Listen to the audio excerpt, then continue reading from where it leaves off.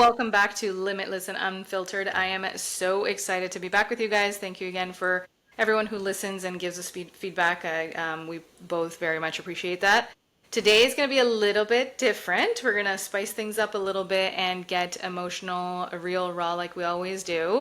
We don't have a guest speaker, but our guest speaker is actually Jenny. I am going to be interviewing Jenny today.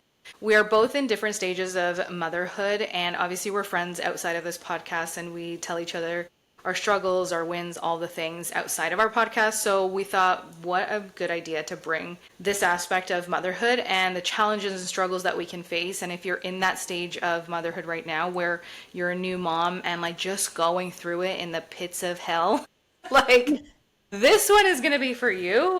We're going to do it a little bit different. I'm going to kind of give Jenny a little bit of an interview and kind of just take it from there. Before I ask you any questions, Jenny, like tell me what, obviously I know you're struggling with things, right? And all that. So what can you, before we even get into the questions, what can you give our audience in terms of like where you're feeling and where your head is at right now in terms of the stage of motherhood you're in? Yeah, I feel like my head is like a clusterfuck right now. That's probably like the best way to put it. I feel like I have like multiple like thoughts going on all at once. And I don't even know how to set aside to actually just work through one thought at a time. It's like they're all colliding together. So, yeah, my little guy, he's 9 months old. I am back to work. I'm working 3 days a week. I work one evening a week, but I'm finding it like super challenging right now to kind of, it's like I've accepted what my life is now to an extent, but not fully.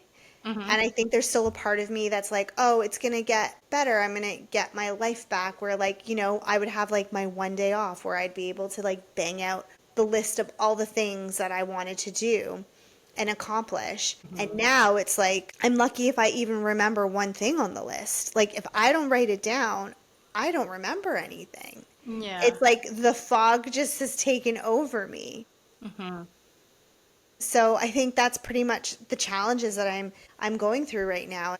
Also just being exhausted mentally and physically and emotionally. Like it's been a challenge, especially the last couple weeks. Yeah, and when you say, that you're kind of like thinking like maybe I'll get some of my life back or all that, what do you mean or what are your expectations, let's say? Because obviously this is an interview style, but I'm going to give you some tips and tricks because I'm at a different stage Yes. of motherhood, right? So I've been there. And everything you're saying, I just want you to know off the bat, like it's normal.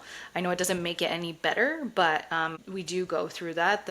I think the brain fog that we get as moms is because of exactly what you said at the beginning. All of your ideas collide, and it's just like you can't take a grasp of one to be able to process that thought before moving on to something else. So I get it, but yeah, what are your expectations of like your life moving forward? Yeah, like I guess I guess it's like more so wishful thinking, like, oh, things are just going to go back to how they were, which like in reality, they're not. They never will. That person doesn't exist anymore. That alone time doesn't exist anymore, right? Like having every Friday to go get whatever I need to get done, it doesn't work out that way. So, I guess it's probably a little part of me kind of thinking, maybe I will be able to, and then coming to the realization of, oh my God, no, I can't. And then you kind of sit with it and you're like, it's kind of depressing. Um, because you're like, no, it's never going to be like that again. So I'm kind of in this like funk right now where I feel like I have so many things I want to do, so many goals that I want to accomplish, like personally and also professionally, along with like providing for my family. Because I'm a go-getter, I'm a workaholic. It's just who I am. It's embedded in me. And unfortunately, it is what it is in that sense. But, then I get upset because I look in the mirror and I'm like, I'm not happy with the way I look right now. Like I used to take such great care of myself, working out, getting the Botox, getting the fillers, going for those 2-3 hour facials, like, going to the tanning bed, going for those like body treatments. Like I had all the time in the world before, after hours of work or on the weekends, and I don't have time to do that now. And like, I'm dying inside because like, I want to do these things, especially like go to the gym, but literally, it's like there's not enough hours in a day and days in a week. Like, it's absolutely wild and it's so frustrating. Like, I think more so I'm frustrated at the fact that, like, I used to be, time management is my thing, Maria. And in being in dentistry, like, time management is number one, right? Like, we don't run behind. We time manage our patients, ourselves, and the doctors. Yeah. Yeah. So like now it's like I have no sense of control for time management and that irks me deeply. So it's what you said is something hit me when you said that at the very beginning here is that essentially we start to or need to learn, I should say, how to mourn who we were before and realize that like you are stepping into a completely new identity. I'm not saying motherhood should be your only identity because you know me, I'm like number one advocate for that's not it. Yeah. I think it's very toxic actually to like, oh, well, now you've just let go of everything and I identify as a mom. You know, motherhood is part of who we are, but it's not everything. And I think for type A personalities, I don't consider myself a type A. I'm kind of like a in between type A and type B because for some things I'm very type A, for other things I'm really type B. It really could care less. But for you, I think you are quite type A. And so getting the things on the list and not being able to accomplish it, one is normal, like as a mom, because of all the junk that's going on in our head. And then two, because we need to realize, and if you're listening to this, I need you to understand that you brought life into this world and bringing life into this world, that was just like their birth was probably the easiest thing. Even if you had a traumatic birth, what I'm trying to say is the actual bringing of a child into the universe is the first step of everything changing. And it becomes your job to essentially keep this tiny human alive. And in that, also try and maintain yourself alive. It's like a total rebirth of your identity of who you are. And in that process, you do have to kind of like mourn who you once were. And it's hard. It's hard to do that because nobody prepares you for it. And truthfully, nobody can prepare you for it because it will come in different waves for different women and at different times. So, you know, you're kind of in the thick of it right now.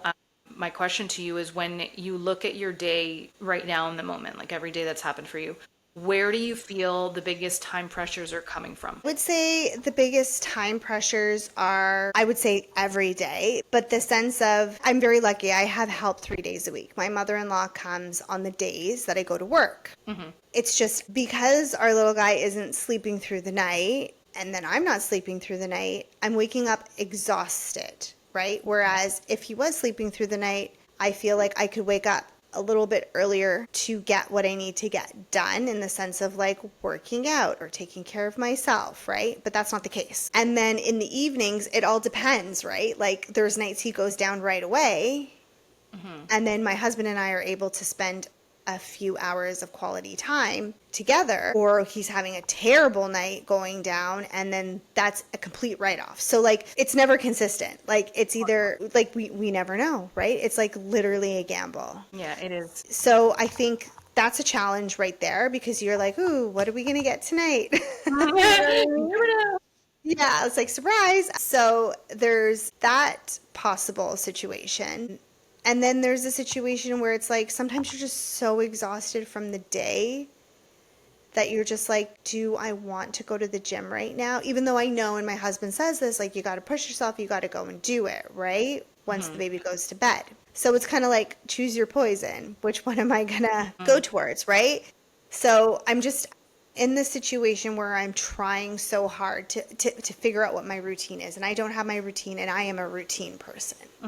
So it is messing with my head major. Yeah. And it's tough to actually have a routine when your baby is not consistently sleeping because like you said, you're playing by their rules essentially. They're the boss. Yeah, you're playing by their emotions, their ability to cope with their own big feelings at even at that small age. Like, yeah, you're essentially their regulator. And so I think that with this this is not shade to men and to dads, but I am gonna draw a line here and say that the roles are definitely not the same. I don't mean this in a negative way because I believe that, you know, men are capable of doing things that women can't and vice versa. But to hear the words like, you know, you just gotta do it, like, you know, you just gotta do it coming from our spouse, like I want to throat punch every time I hear that because it's like, I know, like you just said, that I have to pick my poison. I know what's best for me. I know that I have to dedicate time. but I'm also the primary provider for emotional regulation for my children Hmm. for the day. And it's very difficult to do the physical aspect of trying to take care of ourselves, which is important, when you are emotionally completely drained. Like, I get that. And I think that some dads need to really sit with that and understand that I know that you're trying to encourage us and I know that you're trying to like help us, push through our limits and you want the best for us, but also understand that emotionally we are not charged the same way that you guys are because you are not constantly having to be at this baby's beck and call, right? So it's just like, yeah, my kids are screaming. But it's like a completely different energetic exchange that you have with your child as a mom. And I know you probably have heard this many times, but you need to give yourself some grace. And if you are a routine person, Jenny, I think my biggest advice to you would be pick the days that you're not working. And those are the days that you're going to do self care. And if it means 2 days a week instead of the 3 or the 5, like it's a phase. It will eventually even out where you can pick up on another day of like doing your self-care, and that can be in anything, truly. I don't know what self-care looks like for you, and I'm actually have a question for you on that. Yeah. But it's like the 2 days that you're not at work, like physically at work. For me, what worked was trying to find a way to incorporate my child in my workout Hmm. routine, and maybe using, like, my daughter wasn't the greatest to use as an example because she was so tiny and she didn't weigh anything, but like using the baby as like a weight where it could, for them it feels like play, and for you're still getting something in.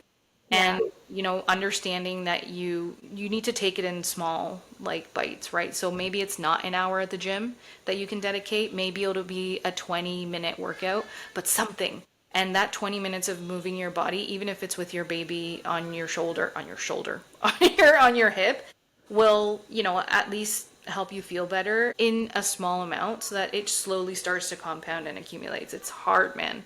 It's hard. Yeah, very hard. And then it's like I could work out on the nights that I come. So then the other 2 days, so I work one day, it's 11 to 7. So by the time I get home, it's like close to it's 8. Yeah, that's late. And then yeah, and then Thursdays and Fridays I work like 8 to 4, right? So then by the time I get home, because I work all the way in the east end of Toronto, the traffic is horrendous. I'm home by 5:30, and we start bedtime at like 6:30, 7 o'clock. So it's like I want to spend time with him, and then I want to be there for bedtime. Like it's just Emotional. absolute unorganized chaos. It truly is. Yeah. And like you will get a rhythm of things, and it's funny because when I hear moms that are like, "Oh, we're finally in a routine," I'm just like, Not for "Hi." long. Mom, something's wrong with the stairs. With the Oh, stairs? What's wrong with the stairs? I'll show you. 1 second. What did you guys do with the stairs? Okay. What was I saying? Oh, the routines. when routines and when people are like, "Oh, we've gotten ourselves into a routine," and you're like, "Yeah, right." Yeah. Yeah, and I don't like to, I hate when people are like, "Oh, you just wait." Like, I freaking hate when people say that because it's just Yeah. like, well, first of all, not every child's the same, and maybe the routine will stick, and maybe, it'll be a lot longer than your routine was, and whatever it was, right? So I'm not one to be like, "Oh, just wait because it'll change." But when I hear like, "Oh, we got ourselves into a routine," I'm just like, I really hope it sticks. I really hope it sticks for you because I know I've had two children and each child is different, and neither of them have stuck to a routine even to this day, and they're 5 and 3, right? There's certain things that they do now that are like, yeah, it's routinely done and the way Yeah. that they behave. But yeah, they'll throw curveballs at you all day long. Like, it's part of kind of like the process. Crazy. So, with that, have you experienced any mom guilt? Yeah, tons. Like, absolutely. It's like the same thing that crosses my mind all the time, right? That's why I'm like, as much as after work I could go straight to the gym, I'm like, no, I have to go home because I want to see him, even if it's for an hour, hour and a half before he goes to bed, right? And then I totally feel guilty, right? Because I'm like, I should be spending every waking moment with him. Like, that's what my mental state is telling me, right? Even though it's like, if I do that, I'll never be able to care for myself. And then it's like this, like, really terrible cycle, right? Because then it's like, yeah, I'm there for him, which is great. And I'm very happy to do that. But then I'm upset because I'm not taking care of myself, and then I'm looking in the mirror and I'm like, I'm not feeling good, and I see pictures and I'm like, I just want to look like on my wedding day. Okay. Like, So I'm gonna give you some advice here. great, I'll take it. Okay, Take Jen. any advice. Okay. So mom guilt, first of all, mom guilt means that you're doing something right. Because if you didn't have mom guilt, there would be, okay, well, how are you so disconnected from your child? Mom guilt is something that is deeply embedded in women and in our intuition when we feel like we are not being enough for our children. And I wish that we could just change that. Not saying get rid of the mom guilt, but know that it's not coming from a place of you not being enough for your child, because you are there for him, right? Like you're there for your child, you want to be with them, you want to spend time with them. Now, on the contrary to that, like, saying that you should be spending every waking moment with your child, I think that that is a problem that we have had embedded in us through societal expectations Yeah. of like, if you are not with your child 24/7, then you're a bad mom. And all of this ties into also like the women who want to be entrepreneurs and like society saying, well, you can't, because if you want to be a good mom, then you can't dedicate your time to growing a business or, venturing off into anything that's not motherhood. And that's so wrong. No, you don't have to spend every waking minute with your child. I'm going to be the first to tell you that. I definitely wish that someone would have told me this a lot sooner, because it took a massive mental toll on me, like massive. And if there's anything I can help provide for people listening and for you, is do not crash and burn yourself just because society has told you that you need to spend every waking time with your child. You don't. Okay. There are, moms that are very disconnected from their children in the sense of like having to be there for everything and whatever, which is I think it's a different thing. But when you're always there for your child, but you are afraid to take an hour to go to the gym or an hour to do a facial, something that brings you back to you and to your joy, how can you expect to pour into your child with any type of positive energy? I think us as moms, we need to understand that our energetic field, now I'm getting real fucking woo woo here. Oh, the woo woo's coming back. Woo woo's coming in. So I like honestly, so our children are very intuitive. From the moment they come out of our bodies, they are extremely intuitive. If there's any human that is connected to the earth and to the energy, it's children. Like they are so innocent and pure that all they feel is energy around them. And so if you start thinking about your child as an energetic force, if you're energetically not in a positive state, what do you think your child is? Sorry. That's okay. Like, what do you think your child is feeling? Right? So for me, I think that switch really like clicked in when I realized like I know people hear like you can't pour from an empty cup, but make it a little deeper when it comes to the relationship with you and your child. You cannot give your child a positive energetic frequency and vibe within Yeah. you and him if you are so drained.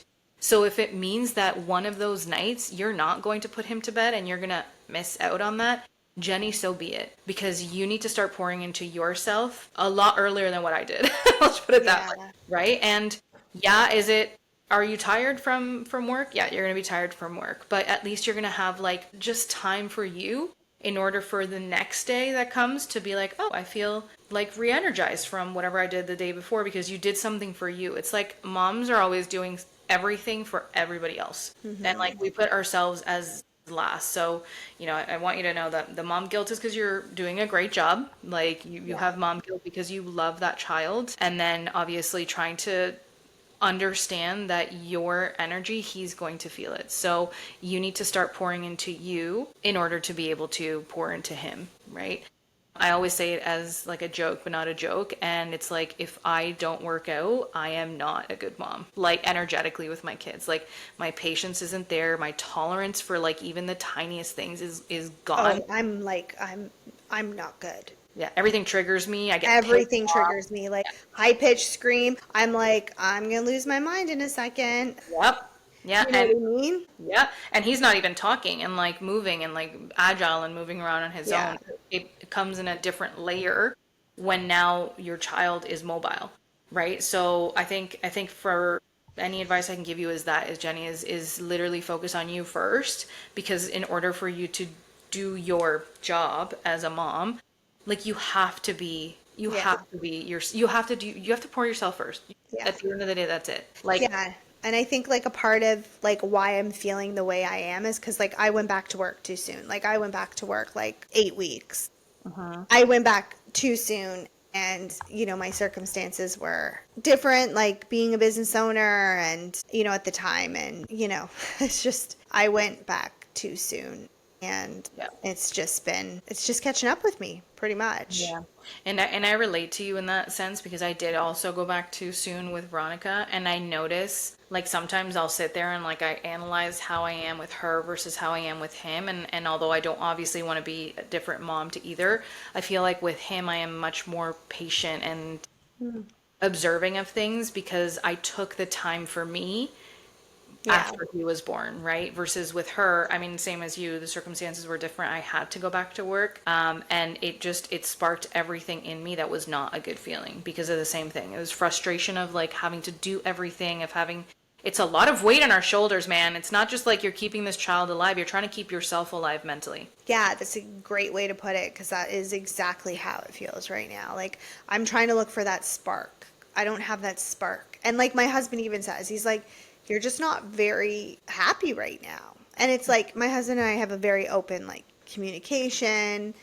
And he's super supportive, and he's like, tell me, what can I do? How can I help? And I'm like, you can't help. Like, it literally, there's nothing for him to help me with. And if he could, I would be like, absolutely help me, right? But he can be nothing more than just supportive, which he is.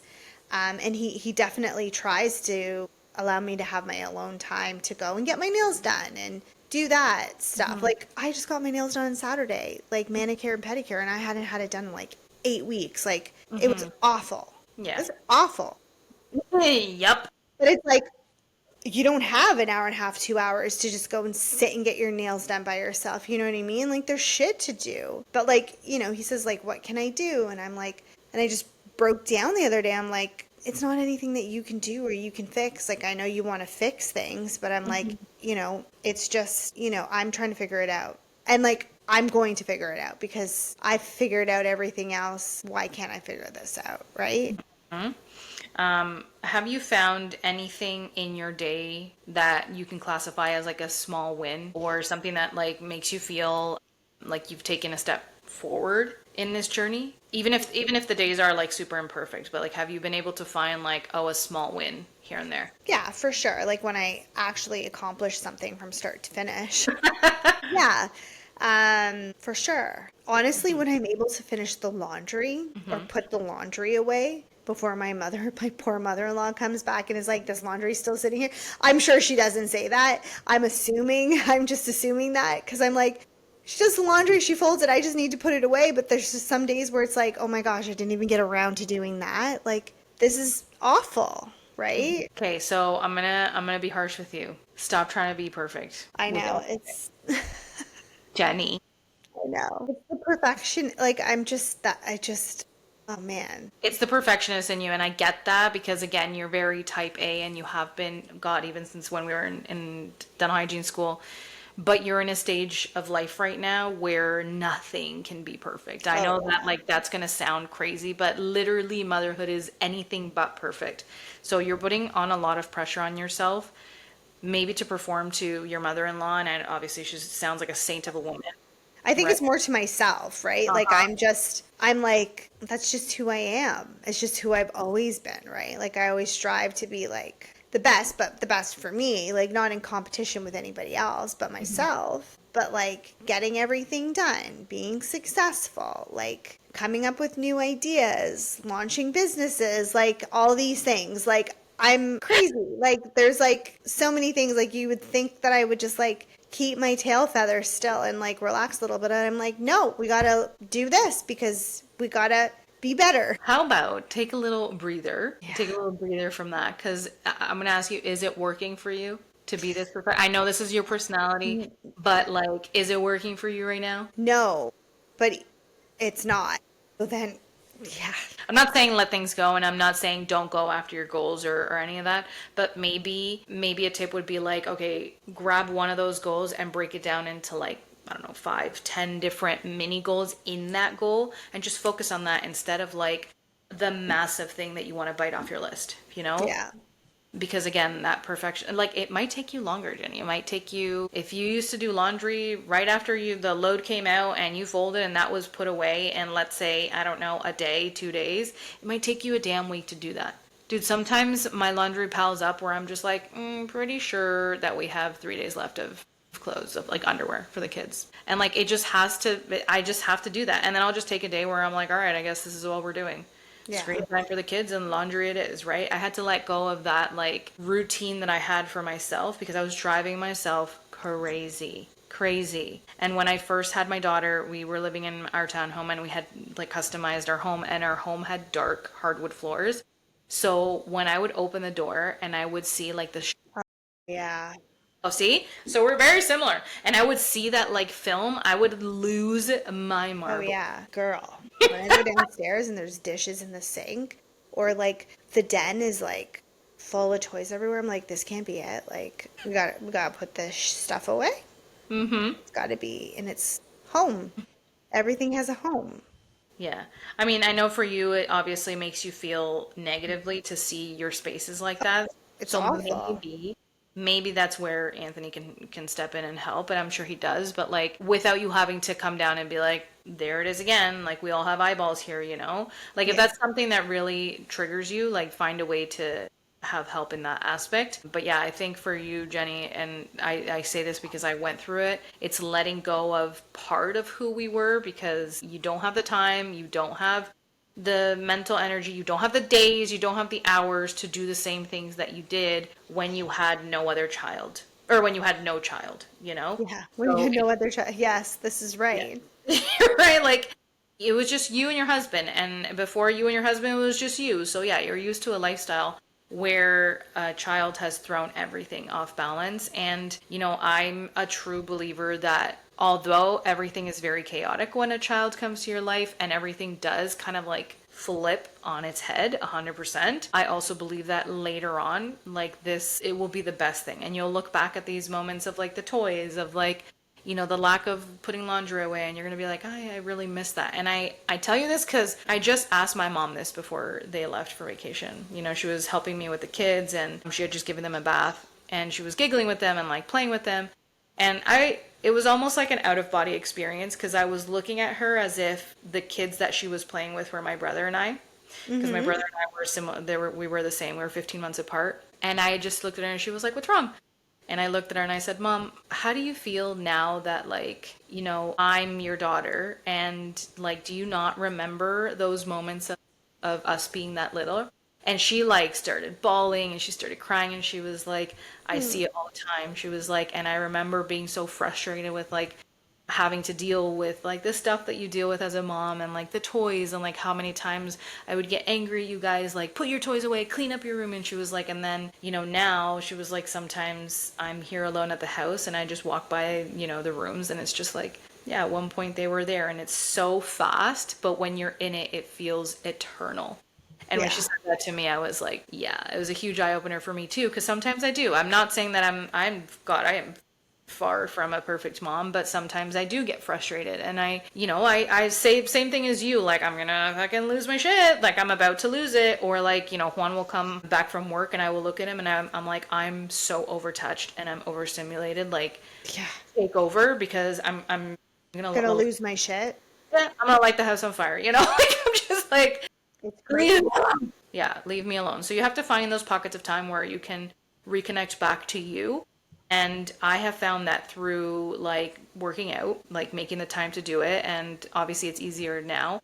And I have found that in like small things for me. So maybe that's like music. I use a lot of worship music when I really feel like shit.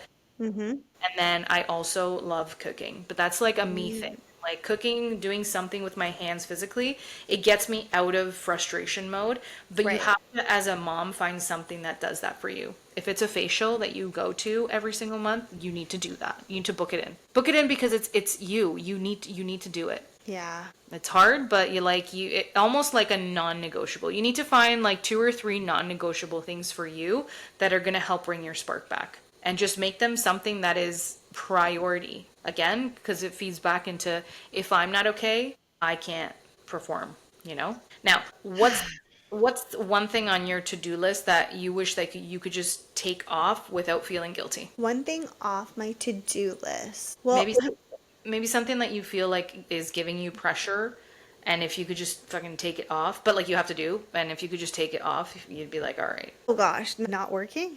How did I not see that coming? Man, like I wish I could just not work. Mm-hmm. It's not that I want to be a stay-at-home mom. Like, that's not me. That's not my personality. And there's nothing wrong with it, right? Some people love it and some people it's just not for them. For me, it's not for me, but I wish maybe I need to work less hours, maybe less days. Yeah, I feel like things though will probably change once he goes to Montessori school. Mm-hmm. Which is when? When does he go? 18 months. Okay. So, I think maybe things will change because then on the days I go to work, my mother-in-law's there. And then on the days that I'm home, he'll be at school for half the day. And then I'm able to do the things that I need to do to take care of myself. One. Yeah. Yes. Yeah. So, talking out loud, I never really thought about that until I just started talking out loud with you. But Good. yeah, I feel like once he's in school part-time, then those days I'm able to do me, right? You are going to feel a huge weight lifted. Yeah, Yeah. So I would say hold on to that timeline because for sure. it'll fly by. Yeah. In the meantime, you still have to find ways to prioritize you and to bring your spark back because you don't wait 10 months just to do that. No. You start doing that now. Like, don't do what I did, okay? Because you will burn and crash. And that's a given. I always say to moms, I don't care how strong you think you are, like, emotional and physical exhaustion combined together will burn you out. Yeah. Like, it totally will. And maybe, yeah, Jenny, if you can, like, modify your schedule, do so. I know for me, I have a friend who says I like being a part-time stay-at-home mom. Mm-hmm. And I had never thought of it that way, but I am very much like that. I love being a part-time stay-at-home mom. What does that mean for me? It means that, summertime, I'm mostly a stay-at-home mom. I only work 1 day a week hygiene. And I'd love to keep the 1 day a week hygiene. There's some weeks that I go in another day, but I love just packing one 14-hour day, even though it's absolutely bonkers to do that. But Yeah. one 14-hour day, get it out of the way. It's 1 day a week that I'm dedicated to that.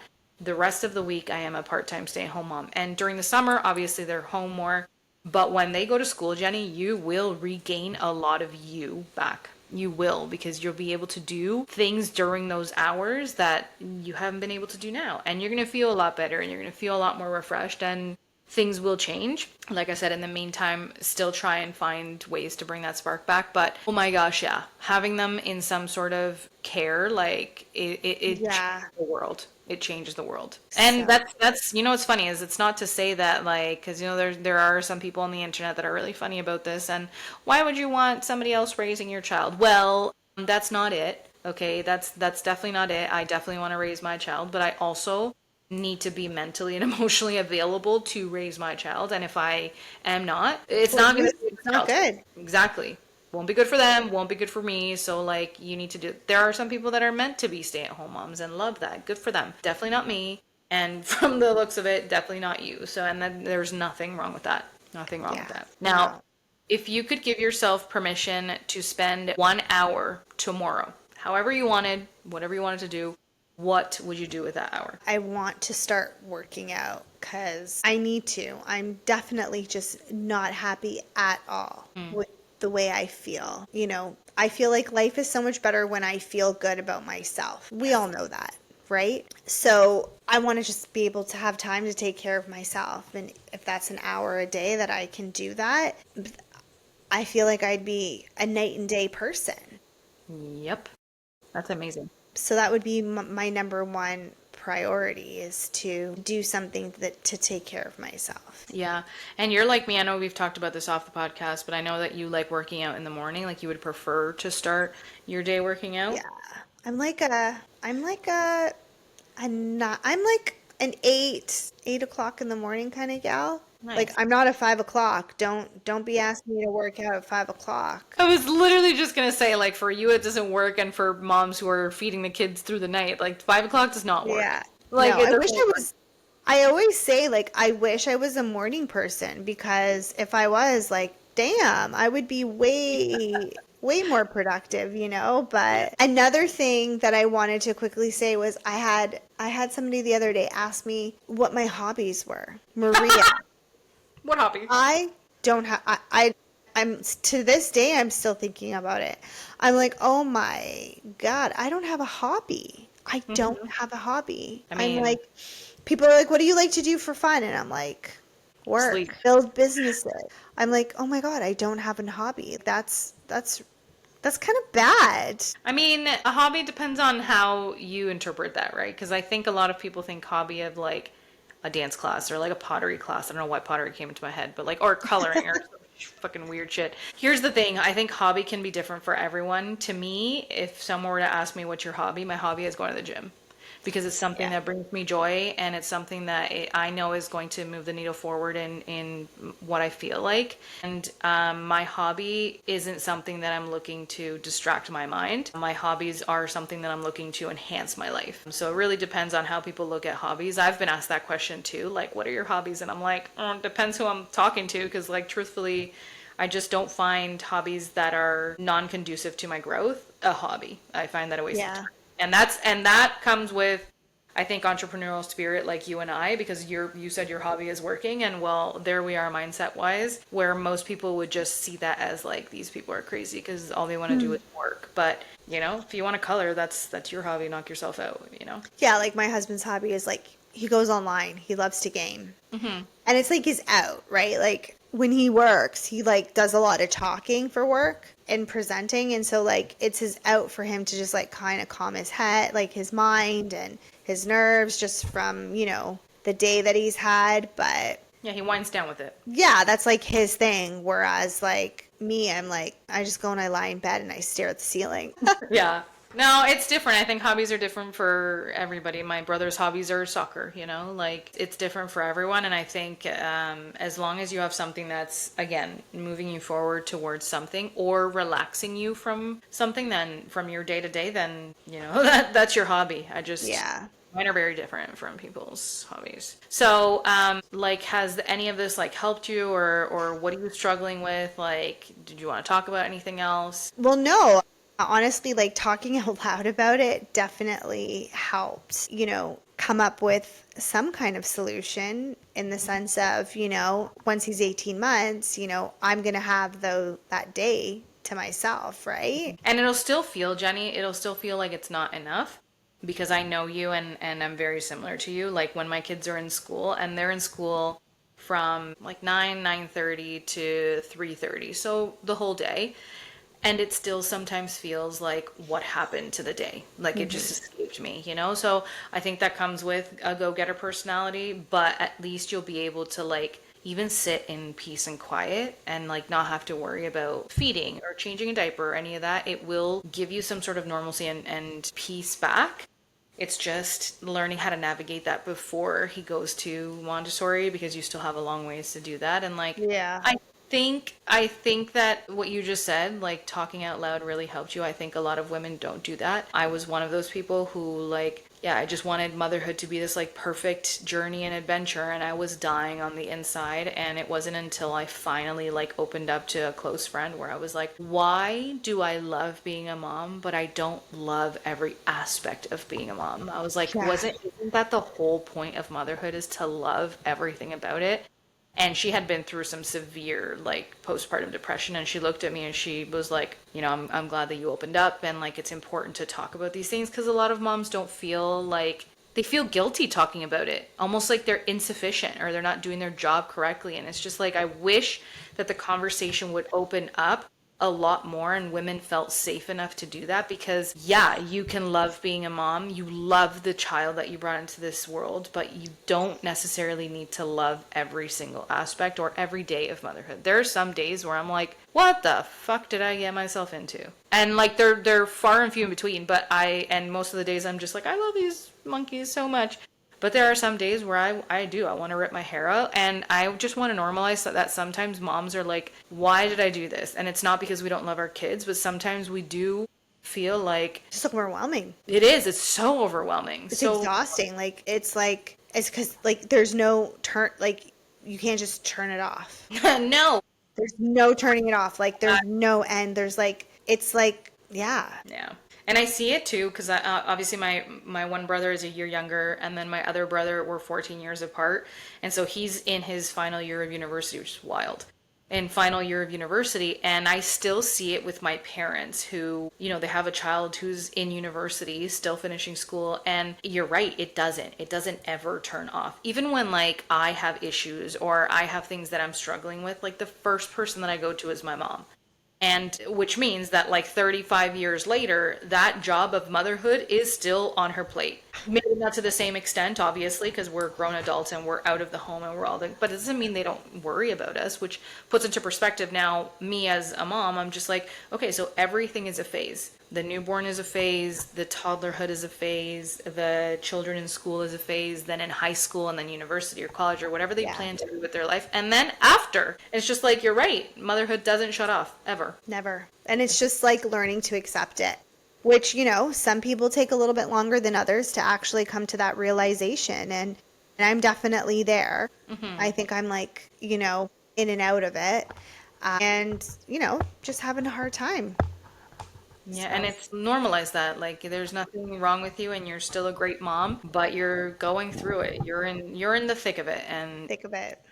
I think your support circle is super important, and those people you can have around you that you can speak freely like this about Yes. this. Yes, you know what I I mean. do. Yeah. So, anyways, if you those are my questions that I had for you. Did you want to add anything else? No, I think that's pretty damn good.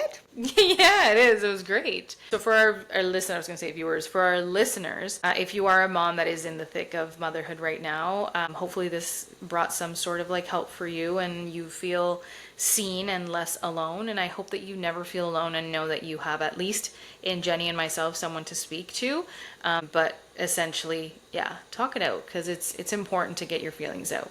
You're validated in them. Yeah, and I would say like so many people reach out to me and they're like, "Oh, so you're doing this podcast?" And this is like obviously family, friends, and people that I know. And I'm like, yeah, I'm like, to me, to be honest with you, Maria, like we're not looking for this to become anything crazy, right? Like, but for me, it's like it's actually like weekly therapy. Yeah, truly. Yeah. And I'm like, and I say that, I'm like, it's kind of like therapy because like I just jump online with my girlfriend once a week and we just talk it out. Yeah, 100%. Yeah. And sometimes, maybe that's just what you need. You just need that one friend where you can like hop on the phone and go for a walk and like shoot the shit with them and like say Yep. what you got to say. Unload. Yeah.